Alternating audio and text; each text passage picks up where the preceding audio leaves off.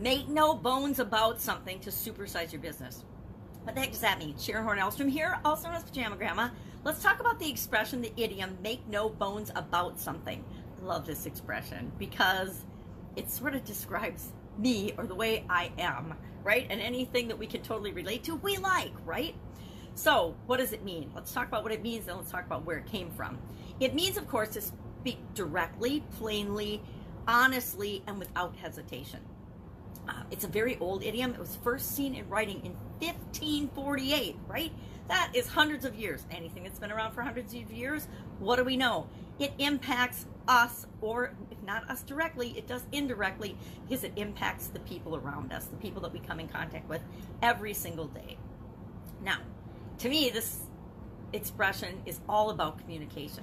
But where did it come from? They're not really sure. They're not really sure where it came from. They think it might have come from somebody thinking about not having any bones in their soup, because if there weren't any bones in your soup, you could guzzle it down or drink it down without worrying about choking to death on a bone. Or, and that of course meant then that you could speak plainly without worrying. You could state something, you could say something, you could communicate something without worrying about retribution or worrying about getting in trouble. Our communication style, again, I love this one because this is pretty much how I am. Unless you're listening to my videos a lot and you see I sometimes get sidetracked and talk in circles. I still, for the most part, am pretty direct. I'm pretty straightforward with my opinion. I'm always honest and truthful about how I feel about something. There's a difference to me between judgment and expecting other people to feel the same way I do about something and just sharing your opinion. Everybody gets to have an opinion, right? Everybody gets to talk about how they see things, because that's how we understand one another better, by understanding how we each see things differently. Because guess what? A lot of us see things totally differently, and that should be okay. I also am pretty quick to just share what it is that I have to share, right?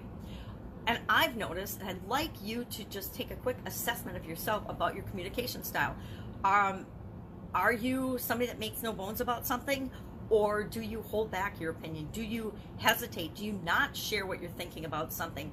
Do you muddy up or add a lot of unnecessary nonsense and stuff to your communication? Because that can irritate people. I think of my ex-husband and I have completely opposite communication styles. I am, make no bones about it, direct, concise, get to the point. Tell me exactly what is important and what you need me to do about it. Otherwise, I don't want all the backstory.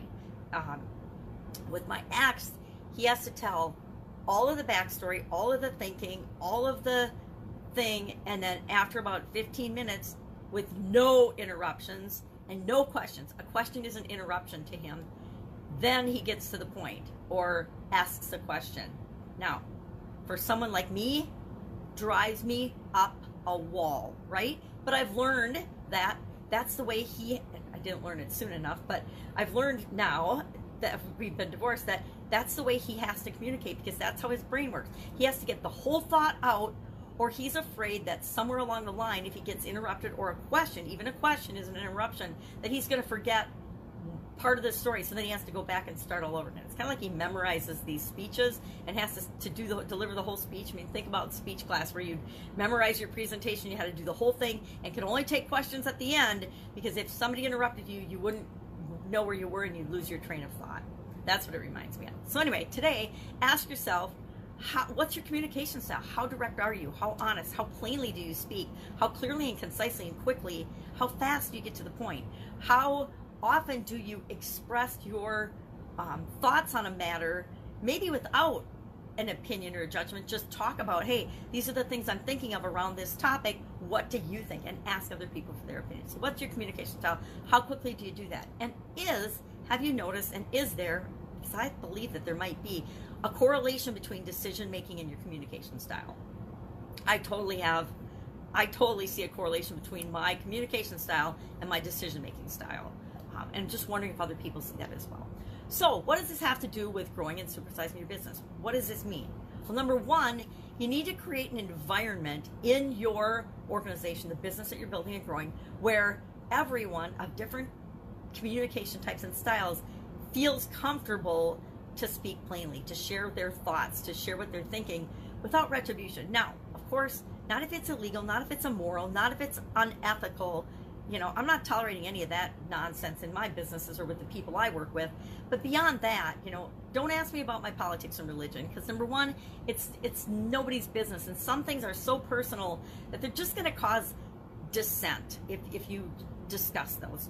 So beyond that, hey, anything's fair game. I actually had that I want to think of the word. I can't think of the word, but I actually had that as part of my my business, my Italian food manufacturing business that I had for 35 years. We could talk about anything. We could share anything. But politics and religion were pretty much off the table, and we wouldn't have discussions about that, because early on, every time there was a discussion about that, somebody's feelings got hurt. Somebody got upset and emotional because their feelings got hurt. Religion and politics are two topics that are so emotionally laden, and a lot of times it's not even our emotions, it's stuff from the past or other things that they don't belong to me, my opinion again, they don't belong in the workplace, not my workplace. So, it's kind of like somebody's sexual orientation. I don't care. I don't care about your politics. I don't care about your religion. I don't care about your sexual orientation. It doesn't have anything to do with whether you can work with me or do a job or not. So create an environment that everyone feels, like they can speak up, like they can say what they think, right? And usually what happens in organizations is people will self-select themselves out. If they don't fit into the norm and the values that the rest of the organization has, they'll usually choose to leave or move on to something different. So make sure that you're cognizant of the environment that you're creating. Then ask yourself, what is the two areas that I see this really playing out in are customer experience and customer service. What is the customer experience? What is your customer's experience with you? Are you making it as simple and easy and friction-free as possible to do business with you? If not, look at that. Find ways to continually be simplifying and improving your customer's experience or your potential customer's experience with your business. How easy is it to get in contact with and do business with you? Make it as frictionless as possible. And the other area is in customer service. The customer service and quality are two of the areas that drive me insane in most companies, because they're handled so poorly. Because they're created out of problems that have arisen in the past, and the company does what's right and easiest and best for them without necessarily taking into consideration the impact on the customer, the end user.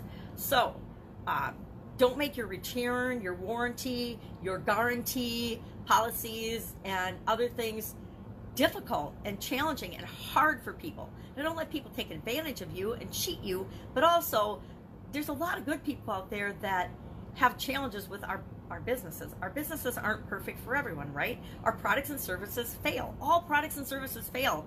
We're kidding ourselves if we think that they don't. It's the nature of the universe, right? Things work sometimes they don't. And maybe through, no fault of our own. But make it easy and always treat people the way you would want to be treated. Make it easy for customers to get their problems handled. Handle problems as easily as possible for your customers. That's why your business exists. So make no bones about something. Don't make a big deal out of things. Don't make things more complicated than they have to be, and watch how quickly you grow and build and create the business that you've always wanted, the business of your dreams, the supersized business, however you define that. That's it for today. I would love to know what you think about this expression. Sharon Horne-Ellstrom. You can message me if you have any questions about this or anything else that you think I might be able to help you with.